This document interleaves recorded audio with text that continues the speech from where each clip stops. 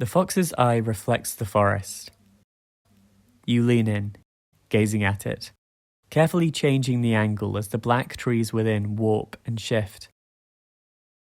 It's nearly perfect. All you need is to change the surface so that the light reflects just right, and to do that you'll finally need to sort out the persistent weirdness with the sunlight. Through the leaves it looks fine, but when you stare up into the blue sky, it just doesn't feel right. The light is too small. The sky is right, you're sure of that. You checked through the reference images months ago, ran the atmospheric simulations. It's the proper level of blue. Maybe it's not big enough. At the fastest you can travel, it would take only an hour to get to it. Maybe a little less? Does knowing that make it feel smaller? The fox melts away into the undergrowth as you quietly float along the path. You'll fix the soil so it feels right one of these days, and until then you prefer not to stand on it. It just wouldn't be right. And then you see it. The clearing. The one you sat in all those years ago, although you'd fixed that tree and made it far more comfortable to sit against. Should have been just that. A clearing empty save for grass and warm summer air. Now the tree has collapsed and lies dead in the dirt. That shouldn't have happened. You stress-tested the tree against the strongest storms you could start, and it had withstood them.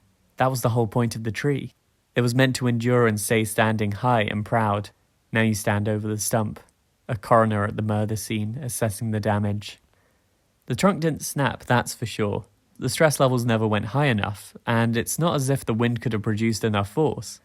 You send the weather system to sleep for the moment while you design the wildflower patches. So, you reason, quietly and patiently as the minutes tick by and your break comes to an end. The problem must lie within the trunk itself. Slowly poring over the wood, your time runs out. In this place, minutes feel like hours, but even hours elapse. You eject from the simulation and blurry-eyed refocus yourself on work. The problem ticks away in the back of your mind. Why did the tree collapse? The silent invader marches on, an aberration in your perfect system, a corruption of the benign code that was meant to create leaf mulch. You wouldn't have thought that fungi could evolve in a closed system, but it seems that some parts of nature are just meant to be. While you work, it toils on, monotonously breaking down the paradise you built until there's nothing left. Weeks of progress and careful planning turned into brown sludge. When you return, breathing the sweet air again, you are greeted with a barren. No, not barren. Nothing that's alive could ever be called barren.